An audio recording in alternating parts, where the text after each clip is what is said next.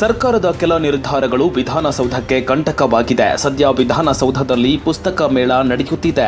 ಈ ಪುಸ್ತಕ ಮೇಳ ಬೆಂಗಳೂರು ಪೊಲೀಸರಿಗೆ ತಲೆನೋವಾಗಿದೆ. ವಿಧಾನಸೌಧ ಎಂಟ್ರಿಗೆ ಸಾರ್ವಜನಿಕರಿಗೆ ಮುಕ್ತ ಅವಕಾಶ ನೀಡಲಾಗಿದೆ. ಜನರು ಆಧಾರ್ ಕಾರ್ಡ್ ತೋರಿಸಿ ವಿಧಾನಸೌಧ ಎಂಟ್ರಿ ಕೊಟ್ಟು ಪುಸ್ತಕ ಮೇಳ ವೀಕ್ಷಣೆ ಮಾಡಿದ್ದಾರೆ. ಆದರೆ ಹೆಚ್ಚಿನ ಸಂಖ್ಯೆಯಲ್ಲಿ ಜನ ಬರ್ತಾ ಇರೋದ್ರಿಂದ ಪೊಲೀಸರಿಗೆ ಇದು ತಲೆನೋವಾಗಿದೆ.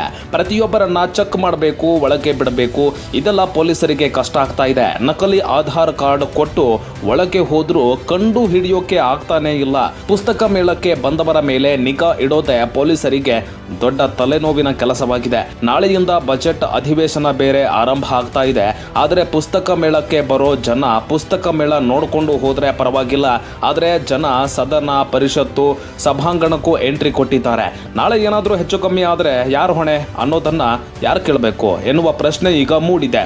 ಬಜೆಟ್ ಹಿನ್ನೆಲೆ ಕಟ್ಟುನಿಟ್ಟಿನ ಭದ್ರತೆ ಕೈಗೊಳ್ಳಬೇಕು. ವಿಧಾನಸೌಧದಲ್ಲಿ 144 ಸೆಕ್ಷನ್ ಜಾರಿ ಇದೆ. ಆದರೂ ಜನ ಗುಂಪು ಸೇರ್ತಾ ಇದ್ದಾರೆ. ಈ ಬಗ್ಗೆ ಹಿರಿಯ ವಕೀಲ ಪ್ರಶಾಂತ್ ಮೆಹಲ್ ಆಕ್ರೋಶ ವ್ಯಕ್ತಪಡಿಸಿದ್ದಾರೆ. ಅಮೆರಿಕದ ವೈಟ್ ಹೌಸ್ಗೆ ಲಿಂಕನ್ ಕಾಲದಲ್ಲಿ ಆತಂಕವಾದಿಗಳು ನುಗ್ಗಿದ್ರು. ಇನ್ನು ವಿಧಾನಸೌಧ ಯಾವ ಲೆಕ್ಕ? ನಾಳೆ ಏನಾದರೂ ಭದ್ರತಾ ವೈಫಲ್ಯ ಆದ್ರೆ ಯಾರೋ ಒಂದಿಬ್ರು ಪೊಲೀಸರನ್ನ ಸಸ್ಪೆಂಡ್ ಮಾಡಿ ಅವರ ಮನೆ ಹಾಳು ಮಾಡ್ತೀರಾ? ಸಿದ್ದರಾಮಯ್ಯನವರೇ, ನಿಮಗೆ ಸಲಹೆ ನೀಡೋರನ್ನ ಮೊದಲು ಹೊರಗೆ ಹಾಕಿ. ನಾಳೆಯಿಂದ ಅಧಿವೇಶನ ಇದೆ.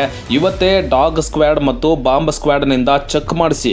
ಮುಂದೆ ನೀವು ಅವರೇ ಮೇಳ, ಕಡಲೆ ಮೇಳ ಎಲ್ಲ ಅಂತ ಮಾಡಿ ಅಂತ ಸರ್ಕಾರದ ವಿರುದ್ಧ ಹಿರಿಯ ವಕೀಲ ಪ್ರಶಾಂತ್ ಮೆಹಲ್ ಕಿಡಿಕಾರಿದ್ದಾರೆ. ವಿಧಾನಸೌಧದ ಒಳಗಡೆ ನೀವು ಪುಸ್ತಕ ಮೇಳ ಮಾಡ್ತಾ ಇದ್ದೀರಾ. ಇದು ರಾಜ್ಯ ಸರ್ಕಾರ ಇದು ಕರೆಕ್ಟಾ? ಇದು ನಾರ್ಮಲ್ ಆಗಿ ಮೇಳ ಎಲ್ಲಿ ಮಾಡೋದು? ಬಸವನಗುಡಿ ನ್ಯಾಷನಲ್ ಗ್ರೌಂಡ್ಸ್ ಅಲ್ಲಿ ಮಾಡಬೇಕಾಗಿರೋದು. ನೀವು ವಿಧಾನಸೌಧದೊಳಗಡೆ ಬಂದು ನೀವು ಪುಸ್ತಕ ಮೇಳ ಮಾಡೋಕ್ಕೆ ಅವಕಾಶ ಮಾಡಿಕೊಟ್ಟಿದ್ದೀರಾ. ಒಂದು ದಿನಕ್ಕೆ 15ರಿಂದ 20 ಸಾವಿರ ಜನ ಬರ್ತಾರೆ. ವಿಧಾನಸೌಧ ಭದ್ರತೆ, ಸೆಕ್ಯೂರಿಟಿ ಎಷ್ಟು ಜನ ಪೊಲೀಸ್ ಅವರು ಇರೋದು? 200 ಜನ ಪೊಲೀಸ್ ಅವರು. ಆಧಾರ್ ಕಾರ್ಡ್ ತೋರಿಸಿದ ತಕ್ಷಣ ನೀವು ಒಳಗೆ ಬಿಡ್ತಾರೆ. ಅವ್ರು ಬಂದು ಬರೀ ಪುಸ್ತಕ ಮಾತ್ರ ಬಂದು ತಗೊಂಡು ಹೋಗ್ತಾರಾ?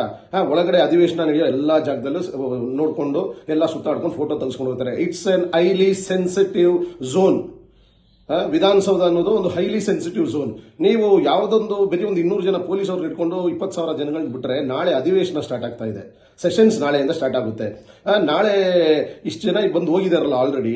ನೀವು ಏನ್ ಸೆಕ್ಯೂರಿಟಿ ಬ್ರೀಚ್ ಆದ್ರೆ ನೀವು ಯಾರನ್ನ ಒಂದಷ್ಟು DCP, ಒಂದಷ್ಟು ಪೊಲೀಸ್ ಆಫೀಸರ್ಸ್ನ ಸಸ್ಪೆಂಡ್ ಮಾಡ್ತೀರಾ, ಎನ್ಕ್ವೈರಿ ಇಡ್ತೀರಾ, ಅವ್ರ ಮನೆ ಪೊಲೀಸ್ ಅವ್ರ ಮನೆ ಹಾಳು ಮಾಡ್ತೀರಾ. ಯಾಕೆ ನಿಮಗೆ ಪ್ರಜ್ಞೆ ಇಲ್ವಾ? ನಿಮಗೆ ಯಾರು ಸಲಹೆಗಾರರು? ಯಾರು ಫಸ್ಟ್ ಅವ್ರನ್ನ ಓಡಿಸಿ, ಅವ್ರನ್ನ